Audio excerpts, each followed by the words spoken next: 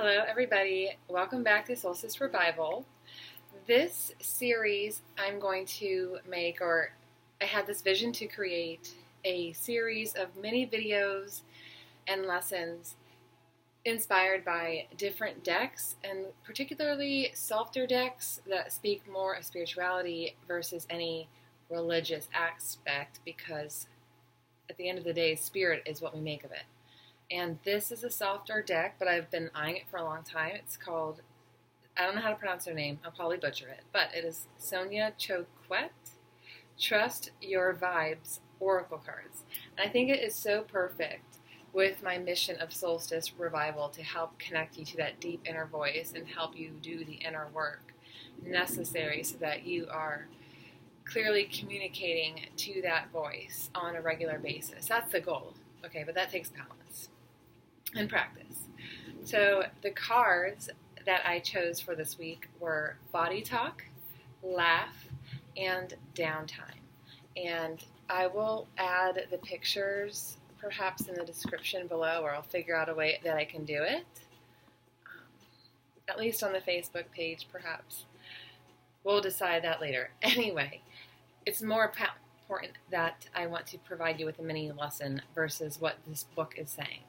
But I loved that it was body talk, because when it comes to developing our intuition, or when it comes to identifying what's causing our anxiety or what's causing us or hurting our symptoms of depression, meaning if we experience depression or anxiety symptoms on a pretty regular basis, then we're going to have to take a little more control over what we do so that we don't see the impact as much in our social settings, in our work settings, in our home settings, in our mind, body, spirit, right? So connecting to that voice is going to be important. More important is the body talk. The body keeps the score. I'm reading that book right now. I will keep you posted about that. You'll notice in a lot of the readings that I do for you guys, I like to start with a silent meditation, or just ask you to close your eyes. Start connecting to your breath, as this is the first step, is awareness. Becoming more aware of our breath invites the opportunity to become more aware of our body. And you'll notice that if you try, I say try, I mean practice, getting in some sort of routine, even if it's 1 to 3 minutes of sitting in silence and just connecting with the breath, you will see a noticeable change in your reactions in everyday life. You will start to notice your body sensations. Because when you're sitting in that 1 to 3 minutes, it's really good practice. And obviously, I'm going to say go more than that. Work up to 15 minutes, 30 minutes. Just depends on what you need. But doing a body scan, and I will probably create a meditation on here to give you guys to help you or guide you to do a body scan, or at least I'll provide you some resources in the links below for ones that really work for me. Doing the body scans is going to really allow you to notice any tension or any different physical sensations. Really, if your heart is beating rapidly, that's a signal your body is speaking to you, and it's your job to communicate with your body and ask itself what it needs. That's how we take ownership. But we don't do this on a regular basis. They don't teach you this in grade school, but this is so important, especially with the hustle and bustle, as America really likes to keep us trapped in.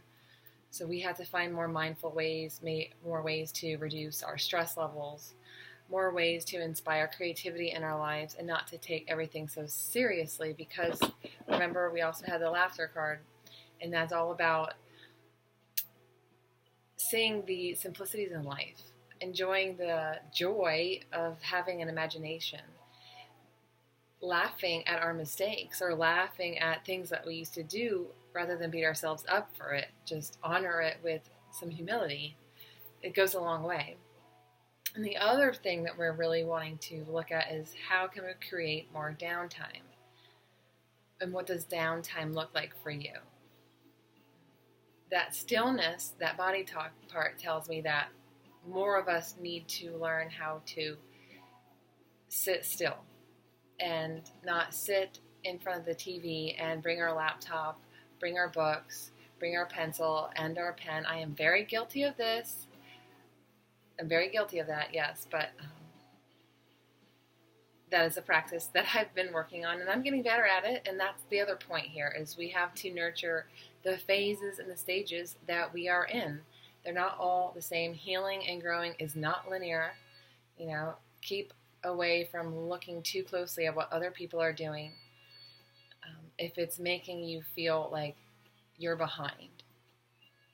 Sometimes you can shift your perception, because when jealousy sits in, or envy sits in, or even a little resentment sits in, oftentimes it's our own desire to have that, to want that, which is already inside of us. It's mirroring what we need to heal and work on, is to recognize that it is within us and in our power to create that if that's what we choose. So again, going back to the body talk, because this is so important for anybody who experiences especially depression and anxiety, but doesn't have a regular meditation practice in place. Here are some things that you can do. I like to place my hand on my heart, the heart chakra, as well as my left hand on my solar plexus, the stomach area, the gut. And this can be very uncomfortable for a lot of people. If you don't feel comfortable or safe closing your eyes, then feel free to find a point on the ground, like at the 45-degree level, to center yourself and focus on. And see if you can lean into that space.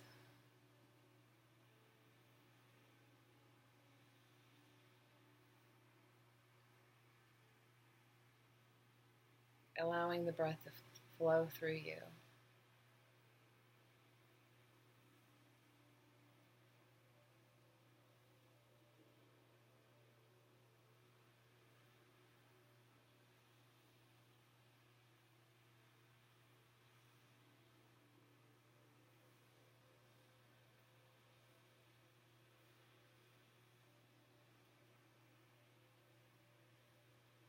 Notice how your connection feels to your body now. Perhaps you even ask your body, what are you trying to tell me?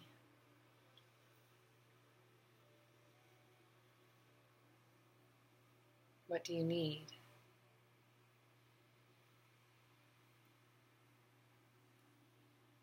Just sit with that conversation between you and your body.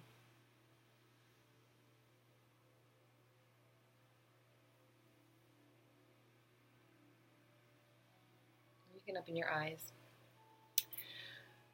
I will share with you an example of how I like to listen to my body and what my body does, or how it speaks through me.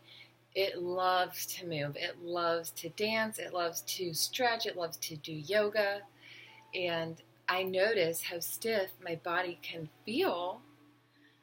And oftentimes it comes when I'm thinking about how much I want to do it, but I have to do this, and I have to do this work before I can even attend to my needs. How dare I spend time on taking care of what my body wants?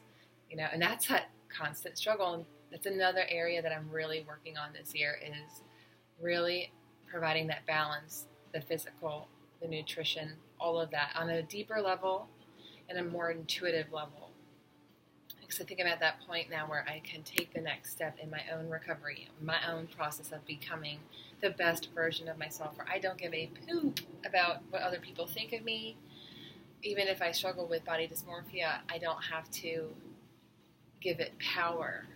I can let myself love myself. And that is a deep, inner, difficult process. And sometimes you can't do it alone. So it is okay to reach out for help.